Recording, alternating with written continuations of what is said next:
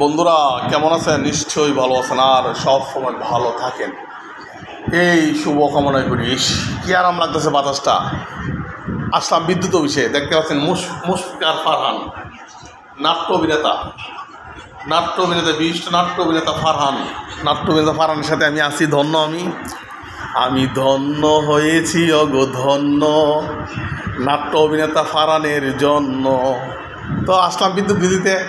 আমার কাগজ আছে আজকে 2 তারিখ, আমার বিদ্যুতের বিলের ডেট হলো 5 তারিখ। 5 তারিখ শনিবার, কিন্তু এখন থেকে 5 তারিখ পর্যন্ত আবার বন্ধ অফিস। ফারহান করতেছে জরিমানা আপনার দিতে হবে না, বাংলাদেশে কারো জরিমানা দিতে হবে না, 6 তারিখ দিতে হবে।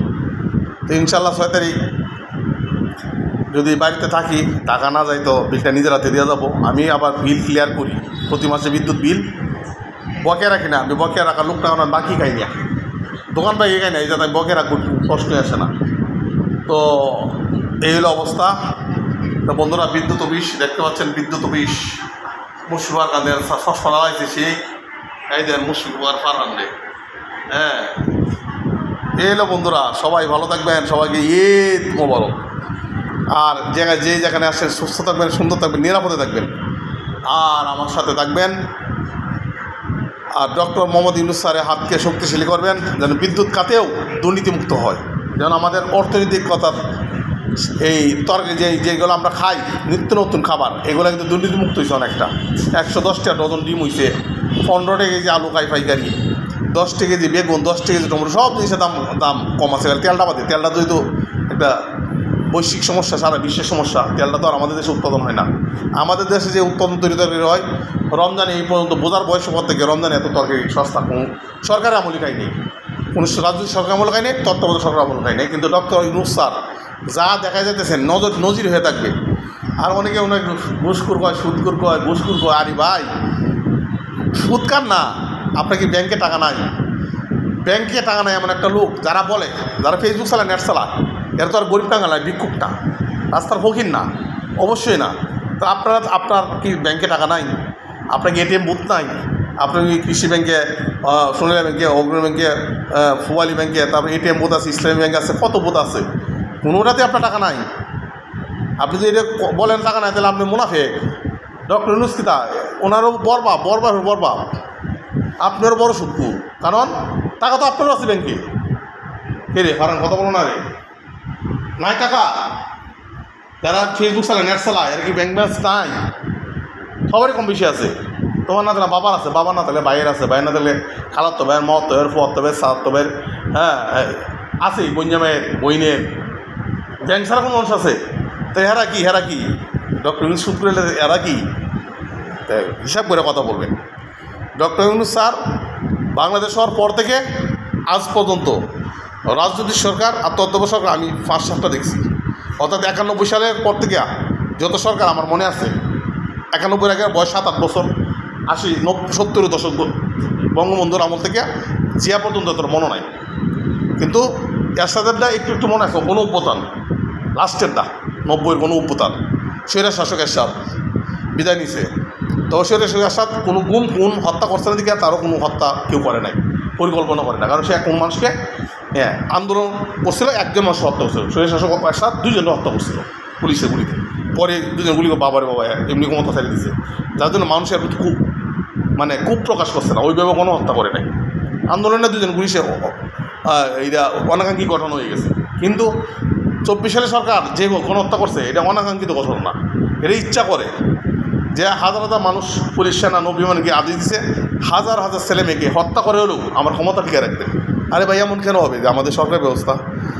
এই যে আমি চেয়ারটা বইছি, এই চেয়ারটাকে আমার বাবা আর ফারহানে বসলাম, আমি উঠাইলে আরেকজন বসবো, আমি উঠাইলে আরেকজন বলবো। তো চেয়ার মালিক তো যতক্ষণ আমি আছি ততক্ষণই। তাহলে প্রকৃত মালিক কে? প্রকৃত বিদ্যুৎ অফিস, অর্থাৎ জনগণ। বিদ্যুৎ অফিসে জনগণ যারা আছে, তার জনগণের সকল ক্ষমতার উৎস। সেই জনগণের বুকে যখন আপনি গুলি চালাবেন, আপনার বুকে তো আল্লাহ গুলি চালাবে। কত মায়ের মুখ খালি করছে, কত মায়ের অভিশাপ সাবেক স্বৈর শাসক শেখ হাসিনার উপর। আপনি আবার ক্ষমতায় চিন্তা করেন কীভাবে? আপনার তো লজ্জা থাকা উচিত। আপনি কচু গাছে ঝুলে হাসি আত্মহত্যা করে, কচু গাছ আছে না, কচু গাছ কলা গাছ না, কচু গাছে ঝুলে আত্মহত্যা করা উচিত।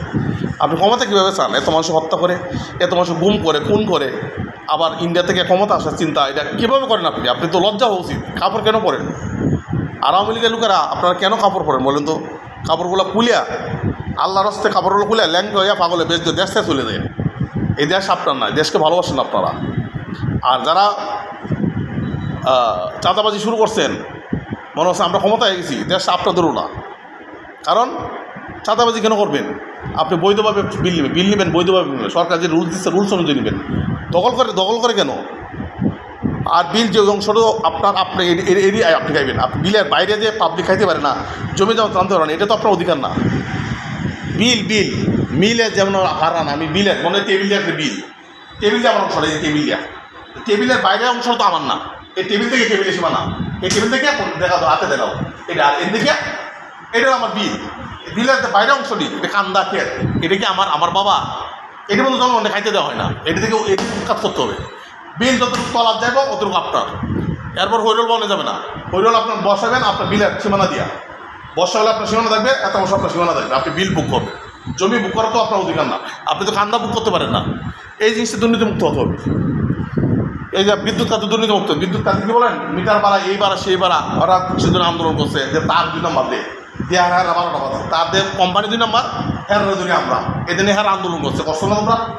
বেতন বাড়াইবো, আর এদিন বেতনের আন্দোলন হয়েছে, তার 2 নম্বর, মিটার 2 নম্বর দেনে এরা অভিযোগের শেষ নাই। এরা ওই দিনে আন্দোলন করছে, ওই কয়েক মাসে আন্দোলন করছে না, মিথ্যা বলতেছি। তো এই সব এত 2 নম্বরে করছে না, তার 2 নম্বর দিয়ে হ্যাঁ চাকরি করে, এই জায়গায় বলছেন চাকরি করে, হ্যাঁ যেটা আপনার পরামর্শ দেওয়া তো রেটে দিব, তার যত হ্যাঁ ক্ষমতা নাই, যে তার তো ঢাকা থেকে আসে, কোম্পানি থেকে আসে, মিটার তো কোম্পানি থেকে আসে, মিটার কি হবে না? মিটার কোম্পানি যারা দেয়, এটা যারা ডিস্ট্রিবিউশন করে, হ্যাঁ 2 নম্বরই হবে, সরাসরি যারা ডিস্ট্রিবিউশনটা করে মিটার, তার অন্য আনুষঙ্গিক সামগ্রী সরাসরি যারা ডিস্ট্রিবিউশন করে নিজের হাতে, এবং যেসব অফিসার এটি তত্ত্বাবধান করে, তারাই তো এটা ডিস্ট্রিবিউশন করে, এরা দুর্নীতিবাজ। আর এটার সাথে জড়িত আবার সরকারি আমলারা, যে কর বাই আমরা 20%, একটা পাবলিক আন্দোলন পরিচিত বিদ্যুৎ অফিসে। ঘটনা কি জানেন, আন্দোলন যখন রূপ নেয়, গণ অভ্যুত্থান রূপ নেয়, তখন কিন্তু সব জিনিসে পতন হয়। আর আন্দোলন দেখছেন, ছাত্র যদি হাইরে যাইতো, আল্লাহ বাঁচাইছে ছাত্রদেরকে, আল্লাহ কী রহমত, যদি ছাত্র আন্দোলনে হাইরে যেত, কয়েক লাখ ছাত্র লাশ পড়তো বাংলাদেশে, লাশ ফেলাইয়া স্বৈরা শাসক সে টিকে দেওয়ার চেষ্টা করতো না, মিথ্যা বলছি? কেন এই জিনিসটা হবে? আপনি রাজা হয়েছেন তো আমাদের বুটে, আপনাদের বুট ভিক্ষা নেন, আপনারা যখন রাজা হন, মেম্বার হন, চেয়ারম্যান হন, উপজেলা এমপি হন, যখন নির্বাচন নেন, আমাদের বুট ভিক্ষা চান, যে আমাদের বুট ভিক্ষা দেন। আপনি ভিক্ষুক হইয়া জনগণের কাছে বুট ভিক্ষা নিয়ে তারপর আমার জনগণের বুকে কীভাবে গুলি চালান? আপনার একটু বিবেক কাজ করে না? এই ক্ষমতা তো আমি বুট ভিক্ষা নিয়ে ক্ষমতা আইছি কিনে। আর গত সরকার তো বুড়ে অধিকার নিছে গা, বুটেই তো দিতে পারি না, বুট দিতে পারছি, এটার একটা রেজাল্ট আছে না? আর যারা বর্তমানে আসছেন চাঁদাবাজি করতেছেন, এই করতেন, দয়া করে এটা করেন না, আপনার রেজাল্ট কিন্তু এটাই হবে রেজাল্ট। কিন্তু আমরা এরকম এই পেট নীতি রাজনীতি চাই না, পেটুক রাজনীতিবিদ চাই না। আমরা চাই স্বচ্ছ, ডক্টর ইউনূসের মতো রাজনীতিবিদ, স্বচ্ছ, পরিষ্কার, পরিচ্ছন্ন, এই যে দুর্নীতিমুক্ত থাকবে, পরিবারকে দুর্নীতিমুক্ত রাখবে, দেশকে দুর্নীতিমুক্ত করবে, এমন একটা মানুষ আমি ব্যক্তিগতভাবে সবসময় কামনা করি। নাহলে আমরা দুর্নীতিমুক্ত হতে পারবো না ভাই। ইউরোপের দেশ দেখেন, 27টা দেশ, কী সুন্দর দেশ ইউরোপে। আমার দেশটা কত সুন্দর, আমাদের দেশটা যেন কত সুন্দর, চিরসবুজ বাংলাদেশ। দেওয়া হাওড় অঞ্চলে যায় তো কারণ হাওড় অঞ্চল কত সুন্দর বাংলাদেশ, সুন্দর বাংলাদেশটা আমরা সুন্দর করে বাড়াইছি। কারণ এই লুটেরা লাগিয়া জনগণ আমরা খারাপ, আমরা জনগণ আমরা খারাপ, আমাদেরও বোঝা যায় আমাদের জন্মে ঠিক নাই, কোথাও পারান কেড়ে। তা আমরা নির্বাচন সমস্ত চা স্টল বসায় চা খাই কেড়ে, আমরা নির্বাচন টিয়া খাই কেড়ে, টিয়া খাই বুদ্ধি কেড়ে। কেন? আমরা জনগণের হিসাব করে দেখেন কথাগুলা। জনপ্রতিনিধিরা শাস্ত্র কেন বসা? নির্বাচনে আসলে 2 মাসে গেতে শাস্ত্র, ওরা 5 বছর খবর নাই, পাস করলে হয় খবর নাই, হেলতে ওরকম খবর নাই। 2 মাস শাস্ত্র বয়ের আগে চা সিগারেট দিদি তাহে, এরপরে আবার রাতের টিয়া বিচরণ, আবার লোক কাটায় ওয়ার্ক করে, এর 500-1000 টাকা রোজ দিতে হয়। এই জিনিসটা কেন হবে? নির্বাচন আসছেন, ভোট দিবেন, পাস করবেন, 5 বছর থাকবেন, পর চলে যাবেন।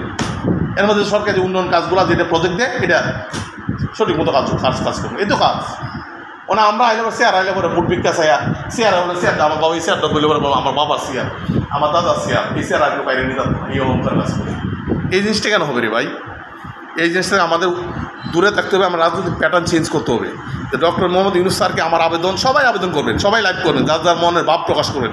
কারণ এখন মনে ভাব প্রকাশ করে কেউ আপনাকে বলবে না ছাত্র শিবির করেন, ছাত্রদল করেন, ছাত্র শিবির করেন, কেউ এই কথা বলবেন। আগে তো মনে ভাব প্রকাশ করবে এই রাশা ছাত্র শিবির করে, এ তো রাজাকা।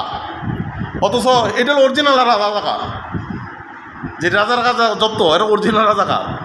আজকে রাজাকার দেশের ফলায় আছে। আজকে হয়তো খেলা হবে, শামীম ওসমান খেলা হবে। এই বাটপার হয়তো পৃথিবীর এমন শক্তি নাই যে আমাদেরকে ক্ষমতা উৎখাত করবে। আজকে খেলা হবে এই বাটপার করে বাটপার। আজকে দেশের ফলায় আসোস করে আজকে বাড়িগুলো ভাই বিক্রি হয়ে চলে যেতেছোস নারায়ণগঞ্জে। বাটপাড়িগুলো ছাড়েন ভাই, মুখে একটু লজ্জা রাখেন। যেটা বলবেন এটা যেন কথা কাজে মিল থাকে। আপনি সামনে বলবেন একটা, পিছিয়ে বলবেন আর একটা, এটা কোনো করবেন। এই মোনাফিকি ছাড়েন, মোনাফিকের রাজনীতি ছাড়েন।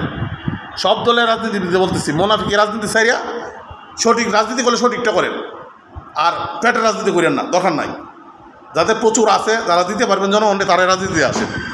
আর যারা দিতে পারবেন না, নিবেন, তারা রাজনীতি আসছেন না। কে রে ফারান কথা বলো না রে, যারা নিব আর তো নিব, এটা আমরা জনগণকে দিব। যারা প্রচুর আছে রাজার নীতি, রাজা সন্তানরা আছে। আর এই ফাতি খাওয়া, দোরা খাওয়া, এই খাওয়া, ফাঁক সারা খাওয়া, এরপরে এই লম্বা সারা খাওয়া, এরা আসছেন না। এরা রাজনীতি করার দরকার নাই। ভালো থাকবেন বন্ধুরা। আসসালামু আলাইকুম রহমতুল্লাহ বরকাতুহু।